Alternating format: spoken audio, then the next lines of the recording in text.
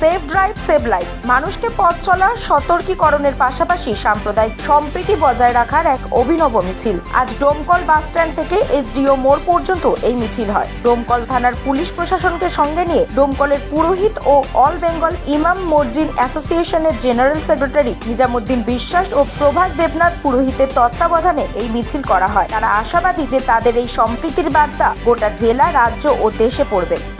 আজকে ডোমকলের আপামর জনগণকে আমরা ধর্মীয় গুরু যারা আছে এই ব্লকের ইমাম পুরোহিত সবাই মিলে আমরা জনগণকে সচেতন করতে পথে নেমেছি এবং সেভ ড্রাইভ সেভ লাইফ, সাবধানে চালান জীবন বাঁচান।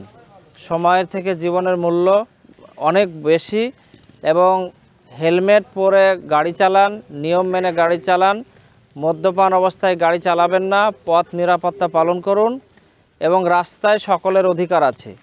এই সমস্ত সামাজিক বার্তা নিয়ে আজকে আমরা পথে নেমে আমরা সমস্ত জনগণকে আমরা সচেতন করতে চাই যে আপনারা প্রশাসনের যে গাইডলাইন আছে, নিয়ম আছে, সেটা মেনে চলুন, গাড়ির কাগজপত্র ঠিক রাখুন। আমরা এই সমস্ত প্রচারগুলো জনস্বার্থে প্রচার করছি।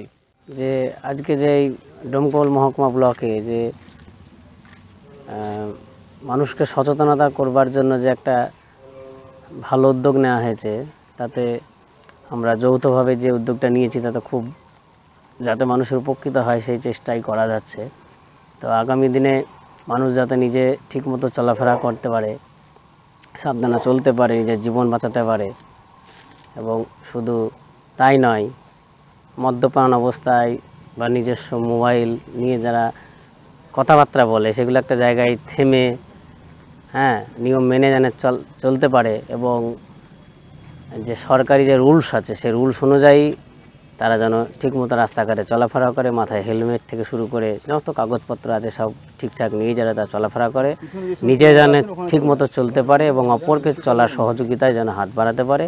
এটাই আমাদের মূল উদ্দেশ্য আমাদের ইমাম সাহেবদের তরফ থেকে এবং আমাদের সনাতন ব্রাহ্মণ সংগঠনের তরফ থেকে।